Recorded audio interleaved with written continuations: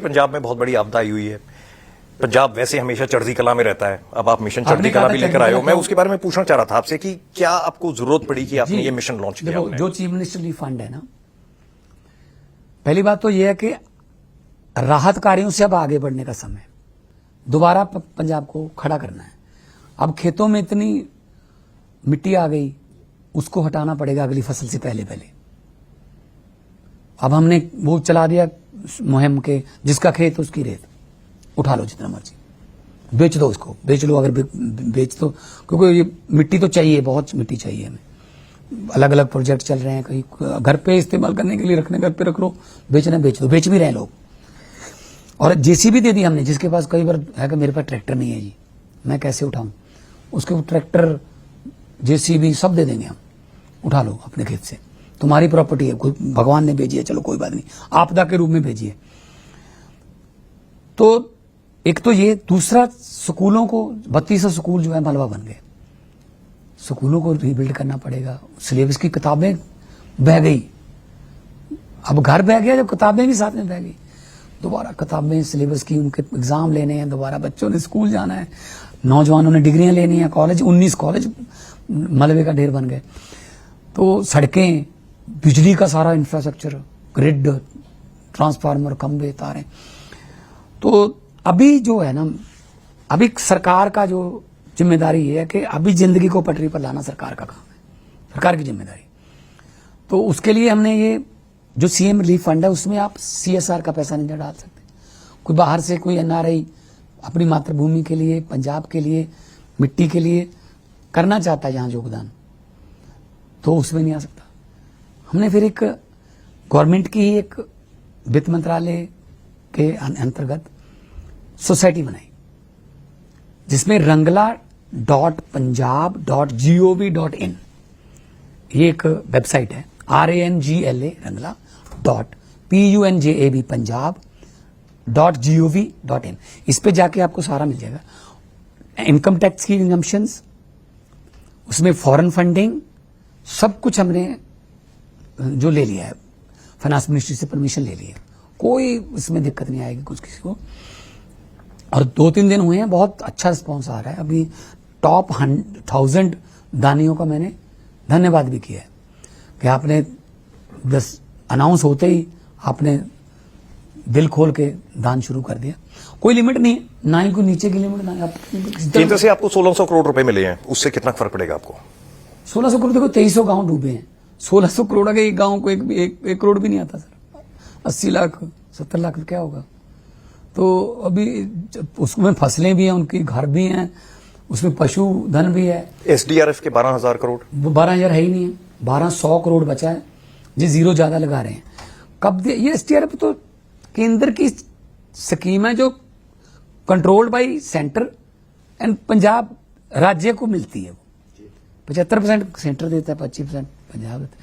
10-11 में शुरू हुआ था ये, मेरे पास एक साल का आंकड़ा पड़ा है, 5012 करोड़ उसमें आया, 3820 करोड़ उसमें से खर्चा गया, 1200 करोड़ का बचा है। लेकिन उनका ये कहना है कि सीएजी की रिपोर्ट है, सीएजी की रिपोर्ट ये कह रही है कि 9000 करोड़ के करीब पैसे आपके पास हैं। इस पे बैठ के फाइनेंस स्पेशलिस्ट को बैठ के डिबेट करने के लिए हम तैयार। लेकिन आपके पास, आप बिल्कुल साफ तरीके से कह रहे हैं कि आपके पास पैसे नहीं है। वो जो 12,000 एसडीआरएफ उनकी स्कीम है, उसमें एक चीज के पैसे लिखे हुए हैं।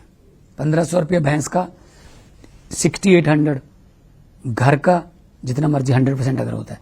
इसीलिए तो विधानसभा का सेशन रखा है। हमने 20,000 कर दिया पर एकड़, और घर के पैसे ज्यादा कर दिए, तो हम वहां पे शोध करेंगे, वहां अमेंडमेंट करेंगे इस रूल में, तो स्पेशल सेशन रखा है। जाखड़ जी ने प्रेस कॉन्फ्रेंस करी, उसमें बताया उन्होंने कि ये है जी सीएजी की रिपोर्ट, ये है 9000 करोड़ रुपए, 9000 करोड़ रुपए ये नहीं इस्तेमाल कर पा रहे क्योंकि इन्होंने जो इस्तेमाल है वो गलत तरीके से किए, लेकिन पैसे वहां पर पड़े हुए हैं। जाखड़ साहब तो प्रधान थे कांग्रेस के 17 से 22 तक, तो ये 9000 छोड़ के जाते हमारे लिए। ये तो इधर उधर से भी कर्जा लेके खा गए, वो हमारे लिए ऐसे छोड़ गए कि 9000 खा लेना है। पहले तो मुझे ये बात नहीं है कि एक बंदा है, उससे हिसाब लेना है। उस घर में कोई है ही नहीं, हिसाब किससे लें? घर को ताला मार के भाग गए, अब हिसाब कहां से लें? 17 और 22 में सरकार थी, 17 से 22 तक कोई है जिम्मेदार बंदा यहां कांग्रेस में जो सरकार चला रहे थे? हिसाब मांगना उनसे, भाई साहब ये क्या छोड़ गए बताइए थोड़ा, ये क्या है, कौन सी एंट्री है ये? कैप्टन अमरिंदर सिंह मुख्यमंत्री थे, वो चले गए बीजेपी में।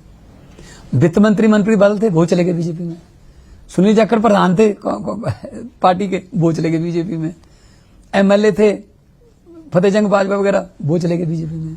जयेंद्र कौर कैप्टन बेटी, वो चली गई बीजेपी में, है ना। कौन बचा है यहाँ? बिट्टू एमपी था, वो चला गया बीजेपी में।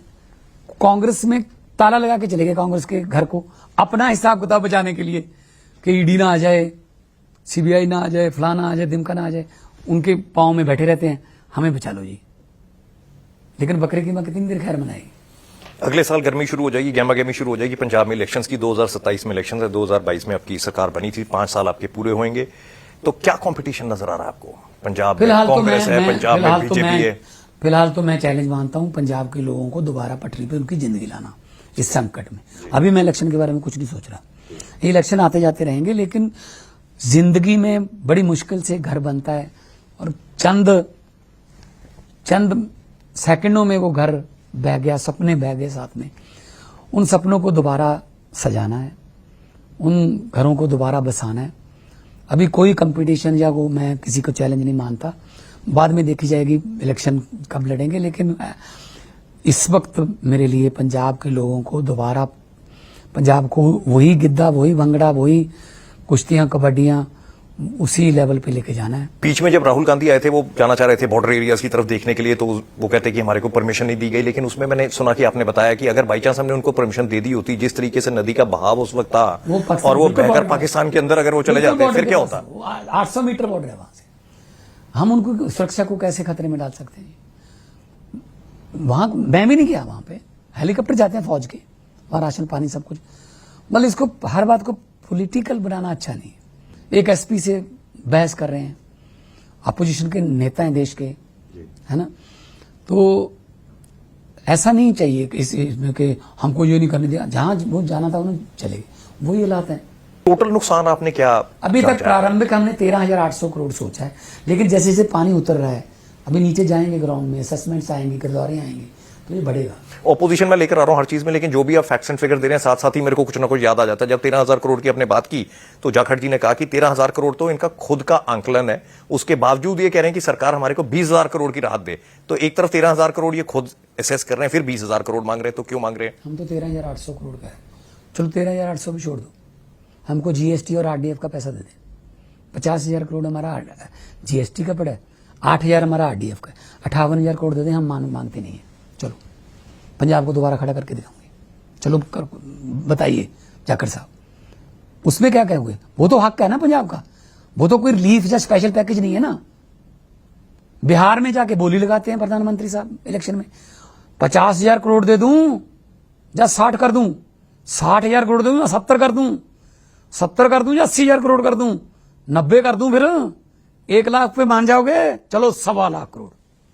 ऐसे मतलब इलेक्शन के समय बोली लगा के आप पैसे दे रहे हो यार, दे दिए। फिर ऐसे 15 लाख आ गया हमारे खाते में, ऐसी काला धन भी आ गया सारा, 2 करोड़ साल का नौकरी भी मिल गई, सबको विश्व गुरु बन गए हम। एक देश ने साथ नहीं दिया जब पाकिस्तान के साथ झगड़ा हुआ, पहलगाम की दुखांत के बाद जब ऑपरेशन सिंदूर हुआ, एक देश गिना दीजिए आप कि जो हमारी तरफ खड़ा हो। तुर्की ने उनको ड्रोन दिए, अमेरिका उनके साथ खड़ा था, ग्रेट नेशन कहता पाकिस्तान। अमेरिका का प्रेसिडेंट पहले कर रहा है ट्वीट कि मैंने बंद करवा दी दोनों के देश। चाइना ने उनका साथ दिया, हमारे जो चीफ हैं हमारे फौज के, उन्होंने कहा हमारी लड़ाई चाइना से थी, पाकिस्तान से नहीं थी। एक श्रीलंका के साथ हमारी नहीं बनती, बांग्लादेश के साथ हमारी नहीं बनती, नेपाल के साथ हमारी नहीं बनती। एक देश गिना दीजिए जनाब।